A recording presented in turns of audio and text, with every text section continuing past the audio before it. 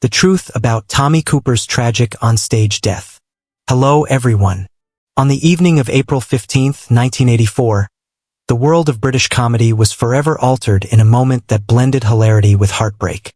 Tommy Cooper, the towering comedian known for his bungled magic tricks and infectious laughter, was performing live on the ITV variety show Live from Her Majesty's at Her Majesty's Theatre in London.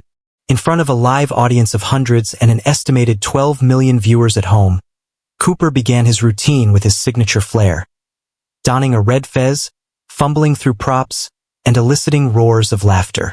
But midway through, as an assistant helped him into an elaborate cloak for a sketch, he clutched his chest, uttered his last words, "Thank you, love," and collapsed backward onto the stage. The audience, conditioned by Cooper's style of deliberate mishaps and fake failures, erupted in even louder laughter, assuming it was all part of the act. It wasn't. Tommy Cooper had suffered a massive heart attack and died right there, on live television.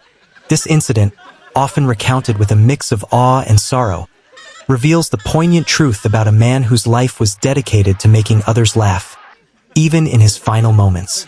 To understand the full impact of that night, one must delve into who Tommy Cooper was, a figure whose comedic genius was as larger than life as his 6'4" frame. Born Thomas Frederick Cooper on March 19, 1921, in Caerphilly, Wales, to a Welsh father who worked as a recruiting sergeant and later a coal miner, and an English mother from Devon, Cooper's early years were marked by relocation and discovery. When he was 3, the family moved to Exeter, Devon, where he developed the distinctive West Country accent that would become a staple of his persona. At the tender age of 8, an aunt gifted him a magic set, igniting a passion for illusions that would define his career.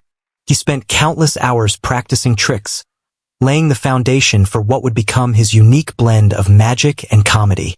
Cooper's path to stardom was not immediate. After leaving school, he apprenticed as a shipwright in Southampton. But World War II intervened, and in 1940 he was drafted into the Royal Horse Guards. Serving for 7 years, including with Montgomery's Desert Rats in Egypt, Cooper found his calling in entertainment through the Navy, Army, and Air Force Institute's NAFI shows. It was during a performance in Cairo that a forgotten helmet led him to borrow a fez from a waiter, a spontaneous decision that drew huge laughs and became his trademark headwear, symbolizing 20th century comedy. Demobilized in 1947, he debuted in show business that Christmas Eve with a monologue titled Cooper the Trooper, drawing from his military experiences. Post-war, Cooper honed his act in variety theaters and London clubs, sometimes performing up to 52 shows a week. Influenced by legends like Laurel and Hardy, Max Miller, and Bob Hope, he specialized in magic that deliberately went awry.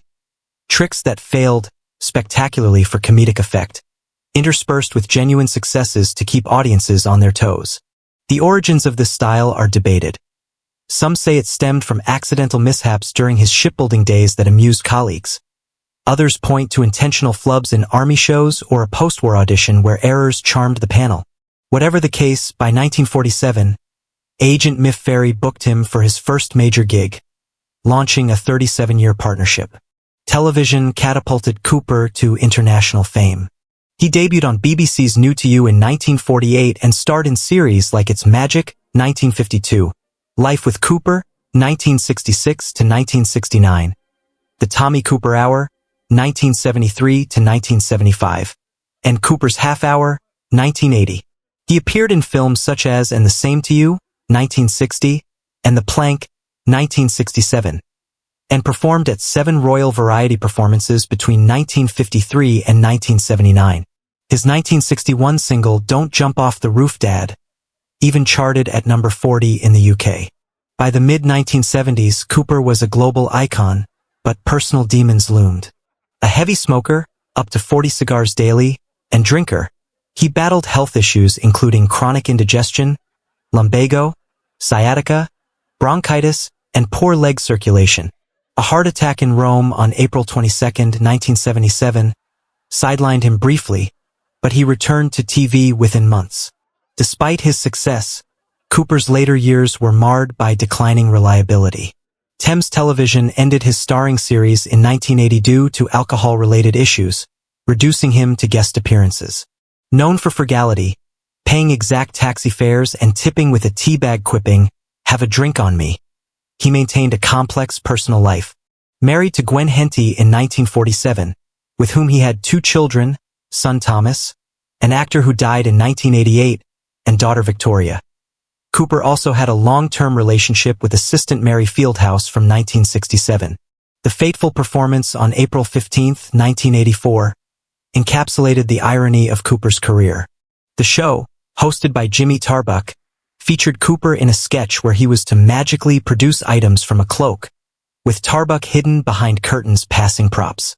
As assistant Mary helped with the garment, Cooper collapsed, his legs snagging on the curtain, exposing his lower body in an undignified manner. The audience laughed heartily, mistaking his labored breathing for snoring as part of the gag. Backstage, panic ensued. Director Alastair Macmillan realized the severity when Cooper didn't rise, cueing an unscheduled commercial break after a brief blank screen. Tarbuck's manager attempted to drag him off stage, while producer David Bell consulted Cooper's son, who confirmed it wasn't scripted, noting his father's bad back. The show resumed in front of the curtains. Comedians Dustin G. and Les Dennis performed awkwardly, with stools placed to block the view of Cooper's body. Singer Howard Keel followed, as the curtains twitched during removal efforts. Cooper was rushed to Westminster Hospital but pronounced dead on arrival from coronary occlusion due to atheroma. His death wasn't announced until the next morning, though it dominated news bulletins. The audience at the theater was informed post-show that Cooper had been taken ill, leading to a somber exit. The truth of the incident lies in its unscripted horror, amplified by Cooper's reputation for chaos. No myths overshadow the facts. Footage exists on platforms like YouTube, drawing criticism for insensitivity, but broadcasters have respectfully avoided rebroadcasting it. Tarbuck later reflected that the collapse fooled us all, a testament to Cooper's mastery. Health concerns were industry knowledge. His heavy habits likely contributed, though he had performed earlier that day without issue. In the aftermath, tributes poured in. Cooper's funeral at Mortlake Crematorium drew mourners, with ashes scattered in his garden among daffodils. His legacy endures. Ranked 6th in a 2005 poll of greatest comedy acts, he influenced comedians like Jason Manford and John Lydon. Memorials include a 2008 statue in Caerphilly, unveiled by Anthony Hopkins, a 2016 blue plaque in Chiswick, and archives at the Victoria and Albert Museum. Documentaries like Tommy Cooper, in his own words, 2018, and dramas such as Tommy Cooper, Not Like That, Like This, 2014, starring David Threlfall, keep his memory alive.